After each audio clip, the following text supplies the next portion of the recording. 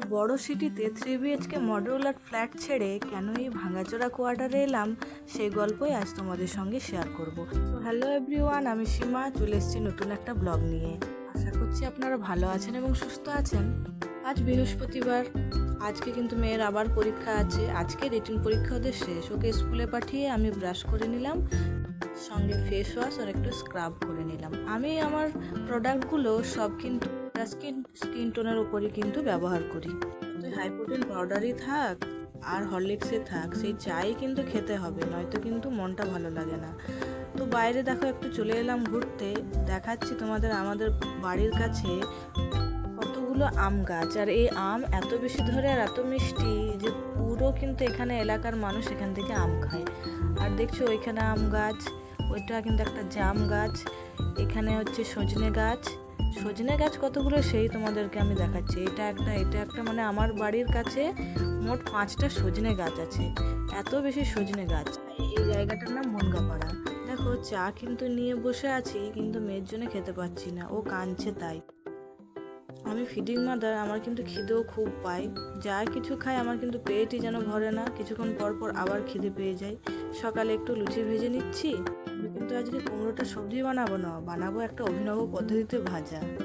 কুমড়ো ভাজা ভাতের সাথে, রুটির সাথে, সব কিছুর সঙ্গে কিন্তু দারুণ লাগে। ফ্ল্যাট ছেড়ে কেন এই ভাঙাচোরা কোয়ার্টারে এলাম, কারণ হচ্ছে আমরা তো আগে আমার বরের প্রথম পোস্টিং কিন্তু আসাম ছিল, আসামের বঙ্গাইগাঁও সিটিতে ছিল। সেটা একটা পুরো ডিস্ট্রিক্ট ছিল, কলোনি, মানে রেল কলোনি থেকে পুরো হাট বাজার, অনেক বেশি মল টল সব কিছুই এখানে সুবিধা কিন্তু অনেক ভালো পরিমাণে ছিল। সেটা ছিল নর্থ ফ্রন্টিয়ার জোন, আর এখন আছে সাউথ ইস্টার্ন জোনে। এটা কিন্তু বাড়ির কাছে, মানে আমার বাড়ির জোন যদি বলা হয় তাহলে সাউথ ইস্টার্ন জোন। আসাম যেতে মোটামুটি আসানসোল কিংবা পুরুলিয়া থেকে 24 ঘন্টা, যদি ট্রেন ঠিকঠাক না যায় 24 ঘন্টা 27 ঘন্টা এরকম কিন্তু সময় লাগতো। তার জায়গায় পুরুলিয়া থেকে টাটা 2 ঘন্টা, আসানসোল থেকে মোটামুটি 4 ঘন্টা, ট্রেন লেট হলে একটু আলাদা ব্যাপার, তো মোটামুটি পৌঁছে কিন্তু যাওয়া যায়। তাই আমার বরের মিউচুয়াল ট্রান্সফার করে কিন্তু এখানে এসেছে। আমি টাটা জামশেদপুরের সামনাসামনি রয়েছি।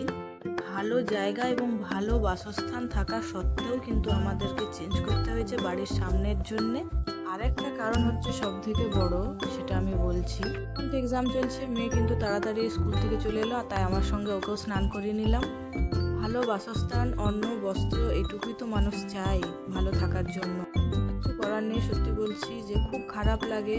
এখনো পর্যন্ত আমি আমার যে আগে থাকতাম আসামে, সেই জায়গাটা এখনো পর্যন্ত ভুলতে পারিনি।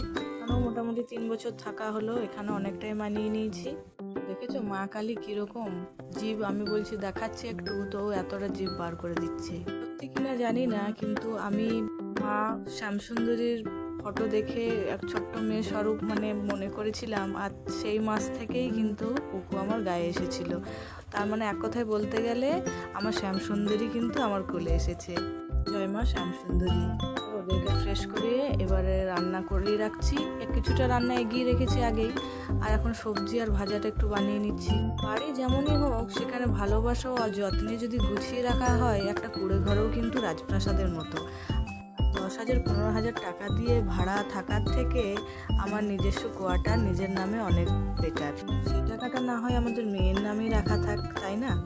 কথা বলতে বলতে আমার রান্না হয়ে গেল। এত খিদে পায়, খাবারটা কিন্তু আমি প্রণাম করে খাই, যে খাবার রেডি থাকলেও ছোট বাচ্চার মা খাবার খেতে পায় না। তো যে সমস্ত মারা ফিডিং করায় আর ছোট বাচ্চা রয়েছে, তারাই জানে একমাত্র খাবারের মহিমা। এবং বাড়ির সামনে যাওয়া যায়, আর শাশুড়ি মায়ের জন্যই কিন্তু আমাদের এই মিউচুয়াল ট্রান্সফার করা হয়েছে। ভাগ্য ভালো থাকলে খুব শিগগির বাড়ির সামনে চলে যাব।